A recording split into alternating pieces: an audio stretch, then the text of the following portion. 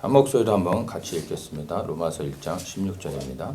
내가 복음을 부끄러워하지 아니하노니 이 복음은 모든 믿는 자에게 구원을 주시는 하나님의 능력이 됨이라. 첫째는 유다인에게요 또한 헬라인에게로다. 아멘. 오늘부터 회복이라는 주제로 시리즈 말씀을 좀 나누려고 합니다. 원래는 이제 작년부터 좀 그 시리즈 말씀을 좀 나누려고 했는데 준비를 다 해놓고 그다음에 이제 나누려고 했었는데 한 해가 가버렸습니다.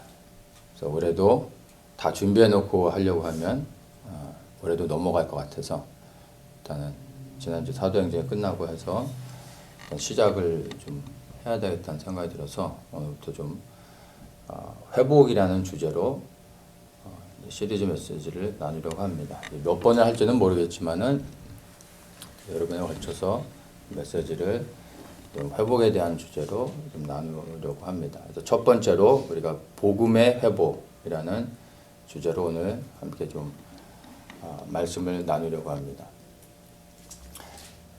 복음하면은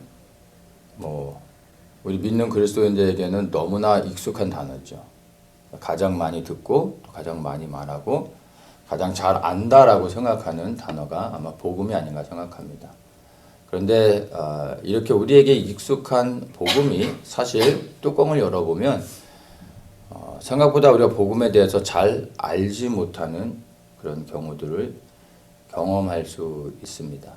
그래서 오늘 복음에 대한 내용들을 나누면서 우리가 알고 있는 복음의 내용과 그리고 또 우리가 오해하고 있었던 또 새롭게 알아야 될 것들이 있다면 그것들 나누려고 합니다. 네. 특별히 일반적으로 우리가 복음에 대해서 말하고 또 다른 이제 목사님들이 나누는 성경 안에서 말하고 있는 일반적인 그 복음의 내용은 제가 오늘 다루지는 않겠습니다. 왜냐하면 이러한 일반적인 복음의 내용은 저 말고도 잘 아시는 분들이 많이 있고 여러분들이 충분히 그것들을 알 수 있기 때문에 그러한 것보다는 우리가 살아가고 있는 이 시대에 우리가 좀 알아야 될, 회복되어져야 될 복음의 내용들, 우리가 인식하고 있어야 될 그 복음의 메시지들, 그런 것들에 좀 초점을 맞춰서 말씀을 나누도록 하겠습니다. 먼저 우리가 복음이 무엇인가에 대해서 이렇게 질문할 때 복음은 말 그대로 이 한자를 우리말로 번역하면 좋은 소식입니다. 좋은 소식이 뭡니까? 사람마다 사실 좋은 소식이 달라질 수 있습니다. 어떤 사람에게는 좋은 차를 사는 게 좋은 소식이 될 수도 있고 결혼을 하는 게 좋은 소식이 될 수도 있고 돈을 많이 버는 게 어떤 사람에겐 좋은 소식이 될 수도 있습니다. 어떤 사람에게 좋은 소식이 어떤 사람에게는 그냥 좋은 소식이 아니라 그냥 하나의 뉴스, 이야기거리가 될 수도 있습니다. 그래서 이 좋은 소식이라는 것에 대한 기준을 모든 사람들에게 동일하게 맞추기는 어려울 것 같습니다. 근데 우리 믿는 그리스도인들에게 있어서 좋은 소식은 단 하나입니다. 그 좋은 소식은 바로 예수 그리스도입니다. 예수님이 좋은 소식을 전하시는 분이 아니라 예수님 그분 자체가 좋은 소식이라는 것으로 우리가 이해를 해야 됩니다. 예수님께서 나는 길이요 진리요 생명이라고 말씀을 하셨습니다. 그것과 동일한 맥락이죠. 예수님께서 길을 아시는 분이고 그리고 진리를 아시는 분이 아니라 그분 자체가 길이고 진리인 것처럼 예수님께서 좋은 소식을 전하시는 분이 아니라 그분이 좋은 소식이 된다는 것을 우리가 알 수 있습니다. 그래서 성경은 이 좋은 소식을 전하는 생명의 책이라는 것을 우리가 또 이해할 수가 있습니다. 하여튼 왜 예수님이 우리에게 있어서 좋은 소식이 되는지를 우리가 좀 한번 보도록 하겠습니다. 예수님이 우리에게 좋은 소식이 되기 위해서는 사실 우리의 영적 상태가 어떠한지에 대해서 우리가 조금 알 수 있어야 됩니다. 이것이 인지되지 않으면 예수님이 좋은 소식이 될 수가 없습니다. 제가 어떤 죽을 병에 걸렸는데 이 병을 고칠 수 있는 신약이 개발이 됐습니다. 그러면 저한테 이 소식은 가장 좋은 소식이 되는 겁니다. 그리고 이 소식을 들은 저는 신약을 사서 이제 생명을 구하게 되는 거죠. 근데 이런 좋은 소식이 들려졌음에도 불구하고 제가 죽을 병에 걸렸다라는 것을 인지하지 못하고 있다면 이 신약이 개발되어졌다라는 것은 좋은 소식이 될 수가 없는 것입니다. 좋은 소식이 들려졌음에도 불구하고 저의 상태를 알지 못해 그것이 좋은 소식이 되지 못할 수 있다는 것입니다. 그래서 먼저 예수님이 우리에게 좋은 소식이 되기 위해서는 우리의 영적 상태, 특별히 죄에 대해서 우리가 좀 알 수 있어야 됩니다. 로마서 5장 12절에 이러므로 한 사람으로 말미암아 죄가 세상에 들어오고 죄로 말미암아 사망이 왔나니 이와 같이 모든 사람이 죄를 지었으므로 사망이 모든 사람에게 이르렀느니라. 이렇게 이제 말씀합니다. 하나님께서 천지를 창조하시고 아담을 통해서 하나님이 모든 권세와 그 통치하는 능력을 부여해 주십니다. 그래서 아담이 하나님을 대신해서 세상을 통치하다가 아담의 불순종으로 말미암아 죄가 세상에 들어왔고 그 죄로 말미암아 사망이 온 세상의 모든 사람들 위해 왕노릇하게 되어졌습니다. 그것이 우리가 살아가고 있는 세상에서 일어난 일임을 성경을 통해서 볼 수가 있습니다. 죄가 세상에 들어와 우리 각 사람의 안에서 이 왕노릇하게 된 그러한 배경들을 성경을 통해서 우리가 살펴볼 수 있는 것입니다. 그런데 이제 신약에서는 이 죄에 대해서 보다 더 정확하게 우리에게 설명해 줍니다. 요한복음 16장 9절에 예수님께서 말씀하시는데 죄에 대하여라 함은 저희가 나를 믿지 아니하며 이렇게 말씀하십니다. 그래서 보다 더 정확하게 우리가 살아가고 있는 시대에 우리가 짓는 죄가 무엇인지를 우리에게 말씀해 주고 있습니다.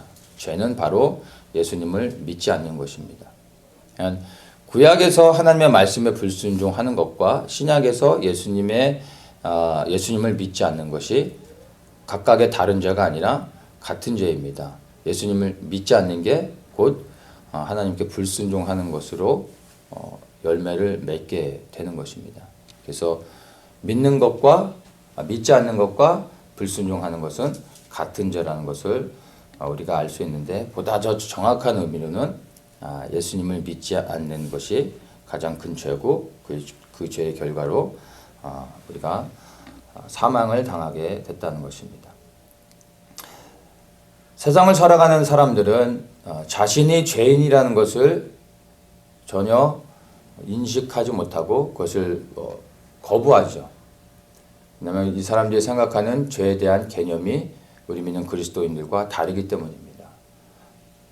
도둑질하지 않았고 사람을 죽이지 않았는데 내가 왜 죄인이냐고 말을 합니다. 그건 성경에서 말하고 있는 죄의 의미를 알지 못하기 때문이죠.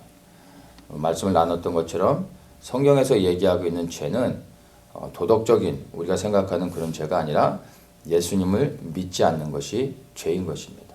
하나님의 말씀에 불순종하는 것이 죄인 것입니다. 그래서 이 땅에 존재하고 있는 모든 사람들, 우리 믿는 그리스도인들까지 포함해서 죄를 짓지 않은 사람은 없습니다. 모두가 이 다 죄의 문제에 걸리게 돼 있습니다. 그것이 우리의 영적인 상태라는 것을 우리가 볼 수가 있습니다. 그래서 아담의 후손으로 태어난 모든 이 땅에 살아가는 사람들은 다 죄인인 것입니다. 죄를 지어서 죄인이 아니라 아담을 통하여 죄가 들어와서 우리 안에 왕노릇하게 됐고 그 우리 안에 있는 그 죄로 인하여 우리는 죄를 짓게 되는 것입니다.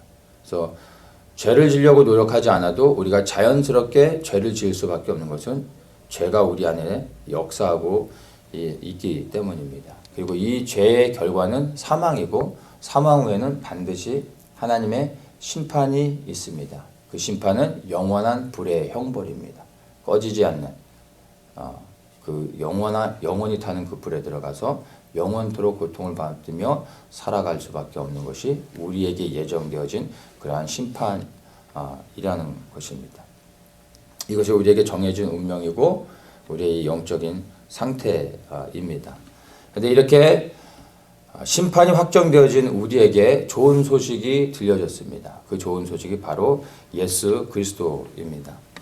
갈라디아서 1장 4절에 그리스도께서 하나님 곧 우리 아버지의 뜻을 따라 이 악한 세대에서 우리를 건지시려고 우리 죄를 위하여 자기 몸을 들이셨으니 이렇게 말씀하고 있습니다.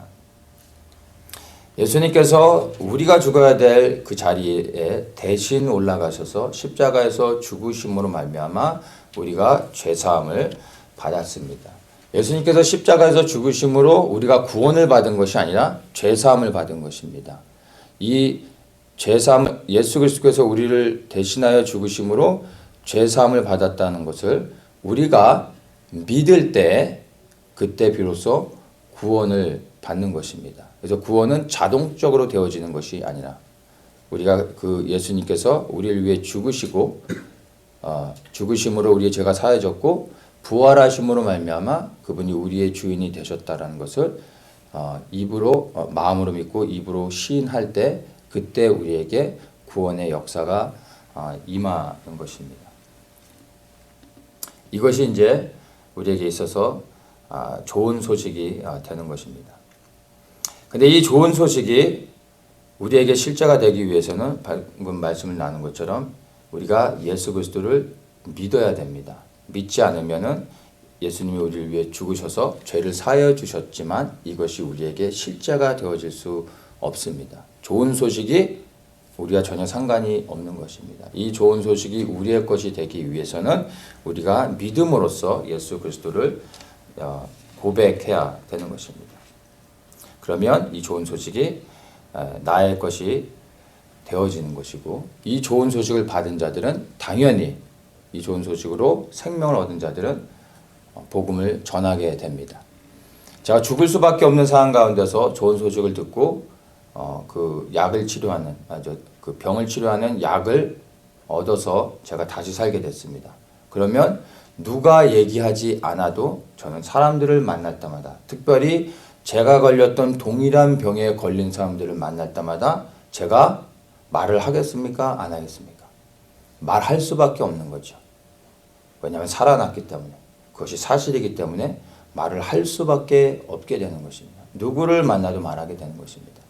우리가 사망을 당한 자였는데 근데 우리가 예수 그리스도를 통하여서 구원을 받았다며 그 구원이 나에게 실제로 일어난 사건인 것을 내가 믿는다며 그리고 그것을 삶 속에서 체험하고 있다면 이 감격은 정말로 말로 설명할 수 없는 겁니다. 그럼 사람을 만날 때 누구에게든지 똑같은 문제를 갖고 있는 사람들에게 이것을 말할 수밖에 없는 거예요. 말하게 되어지는 것입니다. 그래서 우리 안에 정말 예수 그리스도의 그 생명을 갖고 있으면 말하게 되는 것은 너무나 당연한 것이고 또한 구원받은 자들의 마땅한 어떤 그 자세입니다. 그래서 우리는 복음으로 생명을 얻은 모든 사람들은 복음을 전해야 되는 그런 사명들, 그런 또 기쁨들이 당연히 있는 것입니다. 근데 우리가 전할 이 복음은요, 단순히 우리가 예수를 믿고 구원을 받는 그런 정도에서 끝나는 것이 아닙니다. 여기까지는 사실 우리가 일반적으로 다 이해하고 있는 그런 복음의 내용입니다. 근데 이 복음은 우리의 구원보다 더 큰 것을 담고 있습니다. 그 의미들을 좀 나누려고 합니다. 마가복음 1장 1절에서 이렇게 시작합니다. 하나님의 아들 예수 그리스도 복음의 시작이다. 복음서 중에서 제일 먼저 쓰여진 것이 마가복음입니다. 근데 마가복음의 첫 시작을 하나님의 아들 예수 그리스도 복음의 시작이다. 이렇게 말씀하고 있습니다. 예수님께서 복음을 시작하셨습니다. 이것은 그분이 복음을 전하는 자로서 첫 시작을 하셨다라는 의미가 아니라 예수님 자체가 바로 좋은 소식, 복음이다라는 것을 의미하는 것입니다. 예수님이 이 땅에 오심으로 인하여 좋은 소식이 전파되어지고 시작되어진 것입니다. 근데 이 좋은 소식, 이 복음을 처음 들은 사람은 누구일까요? 예수 그리스도를 통하여 복음이 시작되어졌는데 이 복음을 처음 들은 사람은 신약에 있지 않고 구약에 있습니다. 이 복음을 처음 들은 사람은 아브라함입니다. 갈라디아서 3장 8절에 이렇게 말합니다. 또 하나님께서 이방 사람을 믿음에 근거하여 의롭다고 여겨주신다는 것을 성경은 미리 알고서 아브라함에게 모든 민족이 너로 말미암아 복을 받을 것이다 하는 기쁜 소식을 미리 전하였습니다. 제가 세 번역으로 읽어드렸습니다. 자, 모든 민족이 너로 말미암아 복을 받을 것이다. 이게 아브라함에게 주신 축복이죠. 그래서 그 아브라함이 복의 근원이 되어졌습니다. 그러니까 아브라함에게 주신 복이 무엇입니까? 장수하는 겁니까? 아니면 세상에서 부귀와 영화를 누리는 그런 복입니까? 그런 복이 아니라 바로 생명을 얻는 그 복을 말하는 것이죠. 그 예수 그리스도를 통하여 영원한 생명을 얻는 것을 의미하고 있습니다.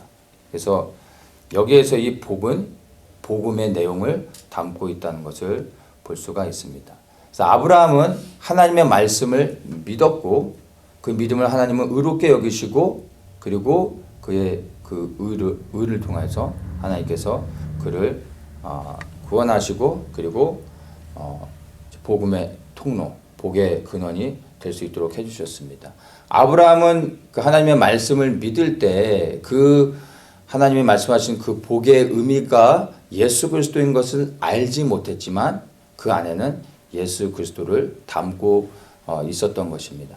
그래서 아브라함은 사실 예수 그리스도를 믿음으로 말미암아 구원을 받았고 예수 그리스도를 믿음으로 말미암아 복의 근원이 되어질 수 있었던 것입니다. 복음을 처음 받은 자로서, 처음 들은 자로서 그 복음을 그가 붙잡았을 때 복의 근원이 될 수 있었던 것을 볼 수 있습니다.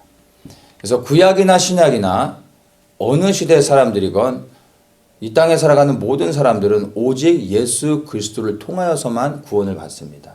신약의 사람들만 해당되는 것이 아니라 구약의 모든 사람들 또한 예수 그리스도를 통하여서 구원을 받는 것을 우리가 볼 수가 있습니다. 마태복음 1장 1절에서 이렇게 시작을 합니다. 아브라함과 다윗의 자손 예수 그리스도의 세계라.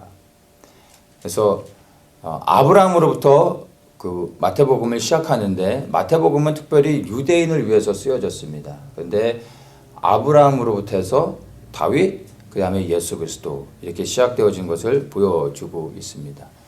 아브라함이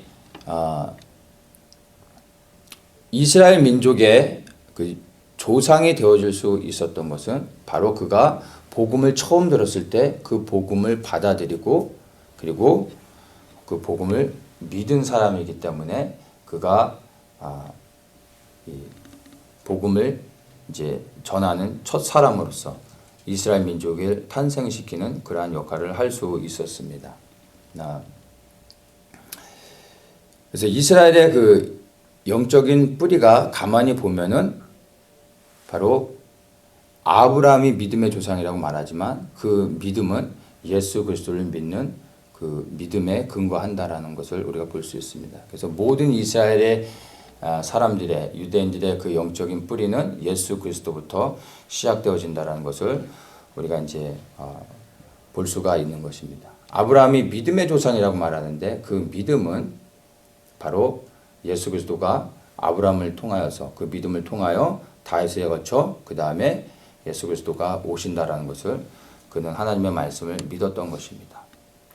그래서 아브라함이 이스라엘 백성들의 믿음의 조상이 되어질 수 있었고 아브라함을 통하여서 이 복된 소식이 전파되어졌던 것입니다.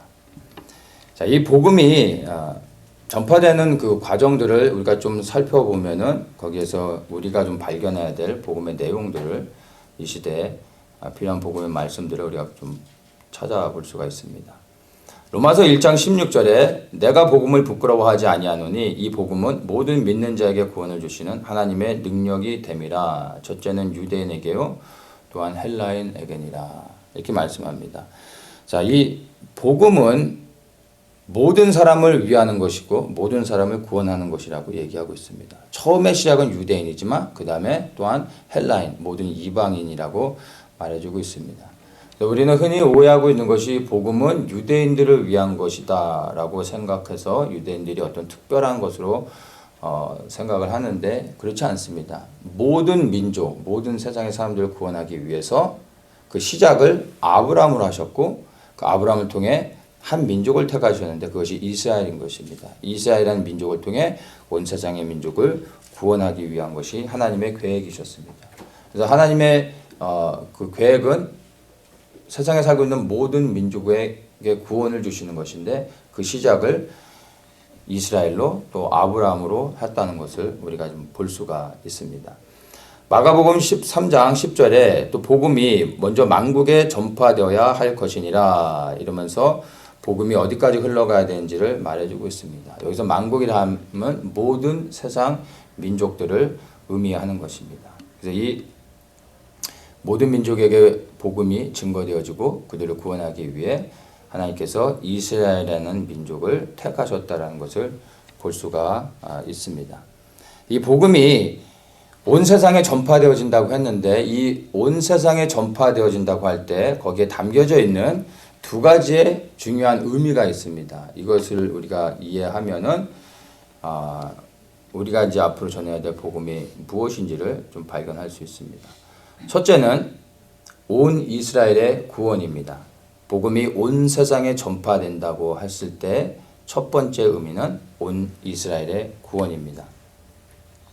로마서 11장 25절 26절에 형제들아 너희가 스스로 지혜 있다 함을 면키 위하여 이 비밀을 너희가 모르기를 내가 원치 아니하노니 이 비밀은 이방인의 충만한 수가 들어오기까지 이스라엘의 더러는 완악하게 된 것이라 그리하여 온 이스라엘이 구원을 얻으리라 이렇게 말씀합니다. 자, 이방인의 충만한 수가 채워진다는 것은 온 세상에 복음이 전파되는 것과 연결되어지는 것입니다. 근데 이방인들이 예수님을 믿고 돌아와서 온 세상에 복음이 전파된 걸로 끝나는 것이 아니라 이방인의 충만한 수가 채워지면 즉 온 세상에 복음이 증거되어지면 그 다음에 유대인들이 다시 예수님을 영접하고 구원을 얻게 된다라고 말해주고 있습니다. 그래서 이 복음이 유대인으로 시작되어져서 이방인으로 흘러가고 거기서 끝나는 것이 아니라 이방인이 구원을 얻고 나면 또다시 그 복음이 유대인을 구원하는 것으로 맞춰지게 된다라는 것입니다. 그래서 온 이스라엘이 구원을 받는 것으로 복음이 완성되어진다는 것을 우리가 볼 수 있습니다. 그래서 이 복음의 완성을 생각할 때 세계 모든 민족 가운데 복음이 증거되어지는 것으로 보는 것이 아니라 그 세상 모든 민족 가운데 복음이 증거되어지는 끝은 이스라엘이 온전히 회복되어 온 이스라엘의 구원이 이루어지는 것으로 우리가 이제 이해를 하면은 됩니다. 지금 온 세상 가운데 복음이 증거되어지고 있다라는 것을 이스라엘의 회복을 통해서도 우리가 발견할 수가 있습니다. 1948년 5월 14일 날에 1900년 동안 나라가 없던 이스라엘이 다시 나라가 재건되어지는 놀라운 역사가 있었습니다. 이것은 인류의 역사 가운데서 유일하게 이스라엘에게서만 일어난 사건입니다. 세계 어느 나라도 나라 민족이 멸망을 당했는데 또다시 동일한 이름으로 그것도 그 고대 시대 그들이 살고 있던 그 땅에서 다시 회복되어지는 것은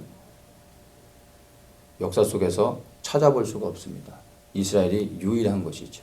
이것은 정말 하나님이 행하시지 않으면 불가능한 그러한 사건입니다. 근데 그들이 살던 그 땅에서 원래 그 시대에 가지고 있던 그 동일한 이름으로 나라가 재건되어졌을 뿐만 아니라 놀라운 건 그들이 돌아왔을 때 혈통을 그대로 보존하고 있었고 그리고 그들이 사용했던 동일한 언어를 여전히 그들이 돌아와서 회복하고 그 언어를 가지고 그들의 문화를 가지고 그들의 믿음과 신앙을 가지고 그들이 지금 살아가고 있다는 것입니다. 이것은 아무리 생각해도 절대로 인간의 방법으로는 되어질 수 없다는 것을 우리가 알아야 됩니다. 그리고 지금도 여전히 세계 모든 곳에 흩어져 있는 유대인들이 계속해서 이스라엘로 돌아가는 알리야 운동이 진행되어지고 있습니다.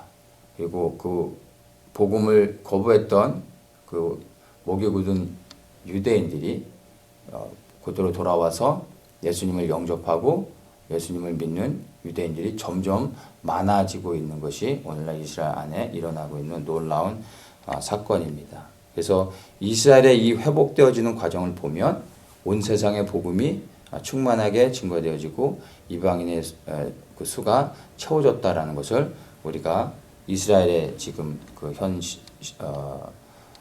그 모습을 보면서 우리가 발견할 수 있는 것입니다. 복음이 시작되어진 곳이 이스라엘일 뿐만 아니라 복음이 완성되어지는, 맞춰지는 곳 또한 이스라엘이 되어진다는 것을 보게 되는 것입니다.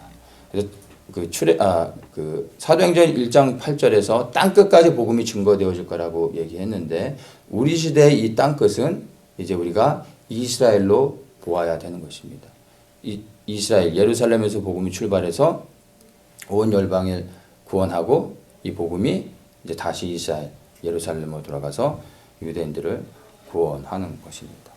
그래서 우리 믿는 그리스도인들은 복음의 빚진 자이고 특별히 그 빚을 유대인들에게 줬다고 생각해야 됩니다. 그래서 우리가 예수 그리스도를 믿음으로 구원을 받았다면 우리는 이 복음의 빚진 자로서 유대인들의 회복, 그 이스라엘의 회복을 위해서 그들을 섬기고 그들을 위해서 기도해야 되는 사명들이 있습니다. 자, 복음이 온 세상에 전파되어진다라는 것의 두 번째 의미입니다. 마태복음 24장 14절에 이 천국 복음이 모든 민족에게 증거되기 위하여 온 세상에 전파되리니 그제야 끝이 오리라 이렇게 말합니다. 천국 복음이 온 세상에 전파되고 나면 그러면 끝이 오겠다라고 말하고 있습니다. 복음이 온 세상에 전파되어진다라는 것의 두 번째 의미는 세상의 끝이 다가오고 있고 세상은 끝을 맞이한다라는 것입니다. 복음이 온 세상에 전파되어지면 끝이 올 것이라고 성경은 분명히 말하고 있습니다. 그 세상의 끝이라고 함은 세상 사람들이 말하는 세상의 종말을 의미하는 것입니다. 그리고 지금 우리가 살아가고 있는 이 시대가 바로 그 세상의 끝, 종말을 향해서 나아가고 있는 그런 시대라고 우리가 이해할 수 있습니다. 전 세계의 모든 그 선교단체들이 오래전에 모여가지고 그들이 회의를 한 적이 있습니다. 그러니까 각 선교단체, 세계 선교단체들이 모여서 자기들이 가지고 있었던 각 단체의 모든 데이터들을 다 오픈하고서 그 데이터를 같이 공유하면서 이제 세계 선교가 언제쯤 맞춰질 수 있을지를 그 데이터를 쉐어하면서 보았습니다. 그때 이제 그게 한 15년 아니 길게는 한 20년 전에 그런 이제 데이터들을 나눴었는데 그때 나온 결과가 뭐냐면 빠르면 2020년부터 해서 2050년 사이에 전 세계 모든 세계 선교는 맞춰지게 된다라고 각 세계 선교 단체들이 그러한 발표를 했고 그러한 계획 아래에서 지금 선교 단체들이 그 세계 선교들을 감당하고 있습니다. 이 선교 단체들이 말하고 있는 것을 우리가 그대로 다 받아들일 수는 없지만 그러나 선교 단체들이 지금 이렇게 데이터를 통해서 발표한 것들을 보면 우리가 또 충분히 세계 선교가 어디까지 진행되어졌는지를 우리가 이해할 수 있습니다. 정말로 거의 모든 곳에 복음이 다 증거되어졌습니다. 그것은 부인할 수 없는 사실입니다. 그래서 우리는 정말로 이러한 사실들을 볼 때 세계 모든 곳에 복음이 증거되어지면 끝이 온다고 했는데 이 복음이 거의 세상 끝까지 증거되어졌다는 것을 통해서 그리스도의 마지막 때 정말 세상의 종말이 얼마나 가까이 왔고 우리가 정말 마지막 때를 살아가고 있다는 것을 실감할 수가 있습니다. 어떤 사람들은 어르신들이 늘 툭하면 말세다 이랬는데 말세가 오지도 않았고 또 바울 때부터 해서 끊임없이 계속해서 마지막 때라고 얘기했지만 여전히 아무 일 없지 않느냐라고 생각하면서 마지막 때와 우리가 살아가고 있는 시대와 상관이 없는 것처럼 생각하는 사람들이 있습니다. 근데 우리가 이 마지막 때를 이해할 때 분명하게 좀 알아야 되는 것이 이 마지막 때도 시작이 있고 그리고 중간 과정이 있고 끝이 있다라는 것입니다. 그래서 마지막 때의 시작은 예수 그리스도께서 이 땅에 오셔서 본격적으로 사역을 시작하시면서 마지막 때가 시작되어진 것입니다. 그리고 이제 2000년의 시간이 지났는데 우리가 살아가고 있는 이 시대는 마지막 때 중에 이제 끝을 향하여 가고 있는 마지막의 마지막인 것입니다. 그래서 반드시 그 마지막은 온다는 것을 우리가 이해할 수 있어야 됩니다. 세계 선교가 마무리되어져 가고 있는 우리 시대의 마지막의 끝을 향해 가고 있다는 것을 우리가 이해할 수 있는 것입니다. 믿지 않는 사람들에게 죽음은 가장 두려운 것이죠. 죽는다는 것을 모든 사람들이 가장 무서워합니다. 그러나 우리 믿는 그리스도인들은 죽음을 두려워하지 않습니다. 왜냐하면 죽음이 끝이 아니라 죽음을 통하여 우리는 영원한 삶을 시작하게 된다는 것을 알기 때문에 죽음이 두려운 것이 아니라 오히려 이 죽음을 기쁨으로 받아들일 수 있습니다. 이와 같이 마지막 때를 살아간다는 것, 즉 이 세상의 종말이 다가온다라는 것이 세상 사람들에게는 절망이고 두려움 그 자체이지만 우리 믿는 그리스도인들에게는 세상의 종말이 다가온다는 것은 끝이 아니라 영원한 하나님의 나라가 시작되어진다라는 것을 볼 수 있는 것입니다. 그래서 마지막 때가 가까울수록 우리 믿는 그리스도인들은 이 세상에서 절망할 것이 아니라 더욱더 소망하면서 그 시간을 그때를 기다릴 수 있게 되는 것입니다. 그리고 이 시대를 살아가면서 사실 마지막 때를 인식하고 살아가는 사람과 그 마지막 때를 생각하지 않고 살아가는 사람은 너무나 많은 삶의 차이가 있게 됩니다. 초대교회 성도들이 고난과 핍박 가운데서도 그들이 끝까지 믿음을 지킬 수 있었던 이유는 첫째는 그들에게 부활에 대한 소망이 있었기 때문입니다. 그런데 거기에 한 가지 더 그들이 고난 가운데서도 끝까지 믿음을 지킬 수 있었던 또 다른 이유는요. 예수 그리스도께서 속히 오신다라는 예수 그리스도의 재림에 대한 소망. 바로 이것이 있었기 때문에 이들이 고난과 핍박 가운데서도 믿음을 저버리지 않고 주님을 기다리면서 그들의 신앙을 지킬 수 있었던 것입니다. 그래서 우리가 살아가고 있는 시대에서도 이 마지막 때 생각할 때 바로 예수 그리스도의 재림을 생각하면서 소망할 수 있어야 됩니다. 온 세상에 복음이 전파되어진다라는 것.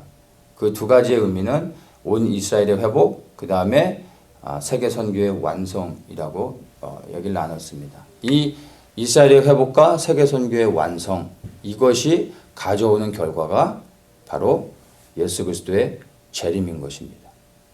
그리고 우리는 이 재림을 소망하며 살아갈 수 있게 되는 것입니다. 이방인의 충만한 수가 채워지는 것은 바로 세계 선교가 이제 완성이 되어지는 것이고요. 이것은 성령의 역사하심을 통해서 성취되어지게 될 것입니다. 그리고 거의 그렇게 되어져 가고 있습니다. 그리고 온 이스라엘의 구원은 지금 과정 가운데 진행되어져 가고 회복되어져 가고 있는데 이 마지막 이스라엘의 회복은 예수 그리스도께서 이 땅에 오실 때 그렇게 회복되어지게 될 것입니다. 이들은 하나님을 직접 대면하면서 하나님과 교제하고 또 하나님의 말씀에 순종하며 살아왔던 민족이기 때문에 하나님께서 직접 찾아와 주셔서 이들을 만나 주시고 이들에게 말씀해 주시고 인도해 주시지 않으면 이스라엘 백성들은 움직이지 않습니다. 그래서 그들의 메시아인 예수 그리스도께서 직접 오실 때 온 이스라엘이 구원을 받고 그들이 예수님을 영접하게 되어집니다. 지금 그 과정을 위해서 그들의 마음이 부드러워지고 준비되어지고 있고 우리가 그 일들을 위해서 그들이 준비되어질 수 있도록 위해서 그들에게 계속해서 복음을 전해야 하는 것입니다. 지금 현재 예수 그리스도의 재림이 이 두 가지의 사건을 볼 때, 즉 이스라엘이 회복되고 있는 것 그리고 세계 선교가 완성되어지고 있는 것, 이 두 가지를 볼 때 그리스도의 재림이 얼마나 임박해 있는지를 우리가 인식하며 볼 수가 있는 것입니다. 그래서 이것은 정말 먼 훗날의 이야기가 아니라 우리 시대에 일어날 그러한 놀라운 사건이라는 것을 우리가 받아들일 수 있어야 됩니다. 그리고 이것이 우리의 삶의 실제가 되어진다는 것. 예수 그리스도의 재림이 우리 시대에 일어난다는 것을 마음으로 믿을 때 우리의 삶은 달라지게 되어집니다. 우리의 삶은 깨어나게 됩니다. 그리스도의 재림을 인식하며 살아가는 사람들과 그리스도의 재림이 나와 상관이 없다라고 생각하며 살아가는 사람들의 신앙의 삶은 다를 수밖에 없습니다. 주님이 언제든지 또 우리가 살아가고 있는 이 시대에 속히 오실 것이라는 것을 믿는 사람들의 삶은 깨어있게 되고 그것을 기다리게 되고 그리고 매일의 삶 속에서 두려움 가운데 다시 오실 주님을 위해서 준비되어지게 되는 것입니다. 그래서 이 예수 그리스도의 재림은 믿는 모든 그리스도인들에게 있어서 그 무엇보다도 소망되어지는 일이어야 하는 것입니다. 자, 우리 세계 선교는 이렇게 해서 완성이 되어져 가고 있고 그리고 또 이스라엘에 회복되어져 가고 있는데 이 마지막 때에 이스라엘의 그 회복이 어떻게 진행되어지는지를 보게 되면 이제 우리에게 이 땅에서 남은 시간들이 얼마나 되어졌는지를 우리가 특별히 좀 분별해 볼 수 있습니다. 그래서 마지막 때를 살아가는 사람들에게 초점은 이제 이스라엘에게 맞춰지게 됩니다. 왜냐하면 이스라엘을 봐야 마지막 때의 시간표들을 우리가 볼 수 있기 때문입니다. 특별히 다니엘서에서 말하고 있는 이 마지막 한 이레의 사건을 한 이레의 약속 이것을 좀 이제 주목해서 보아야 하는데 이 한 이레의 언약은 7년간의 어떤 정치적인 그런 그 조약을 맺는 것이고 그리고 제사와 예물을 드리는 것과 연관이 되어 있습니다. 제사를 드리기 위해서는 성전이 세워져야 되고 그 성전이 세워지기 위해서 정통 유대인들이 지금 예루살렘에서 성전이 세워질 수 있는 모든 준비를 다 마쳤습니다. 근데 문제는 이게 이제 정치적으로 문제가 해결되지 않았기 때문에 성전을 재건하지 못하고 있습니다. 근데 어떤 이스라엘 내에서 정치적인 그 합의를 통해서 이것이 이제 오픈이 되면 성전을 재건하게 되어집니다. 그래서 7년의 조약과 성전의 재건은 같이 연결되어져 있습니다. 성전이 재건되어진다는 것은 마지막 한 이래의 그 언약이 이제 시작되어지는 것입니다. 그러면 인류의 역사는 이제 7년이라는 시간이 남겨진 것으로 우리가 이해를 하면 됩니다. 그리고 그 7년 후에 예수님께서 이 땅에 오셔서 천년왕국을 천년 동안 이루시고 그 다음에 마지막 흰 보좌 심판이 있게 되는 것을 우리가 볼 수가 있습니다. 그래서 지금 이스라엘에서 일어나고 있는 많은 일들에 우리가 주목해서 볼 수 있어야 됩니다. 저번에 한번 말씀을 나눴었는데 이스라엘 내에서 4월 9일 날에 이제 조기 총선이 있습니다. 그 조기 총선이 끝나고 나면 미국 주도하에 도널드 트럼프 대통령이 이스라엘과 팔레스타인 간의 어떤 그 평화 협정 그런 계획들을 지금 발표할 예정입니다. 이제 총선이 끝나고 나면 그러한 계획들을 발표하겠다라고 이미 이제 공개를 했습니다. 그래서 4월 9일 총선이 끝나면 언제일지는 모르지만 곧 이어서 어떤 미국 주도의 팔레스타인과의 어떤 평화 조약들을 딜을 하는 그런 일들이 있게 됩니다. 그래서 만약 이것을 통해서 실제로 이스라엘 내에서 어떤 정치적인 7년의 협약이 실제로 맺혀지게 된다면 마지막 다니엘의 한 이래가 시작되어지는 겁니다. 그리고 정말 인류의 역사는 이제 거기서부터 카운트 되어져서 7년의 시간들이 남겨지는 겁니다.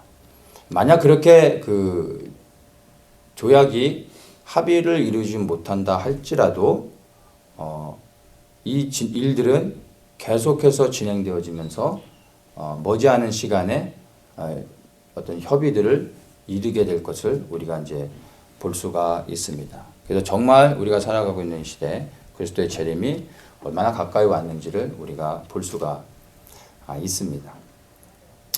예수님께서 이 땅에 오셔가지고 복음을 시작하셨습니다.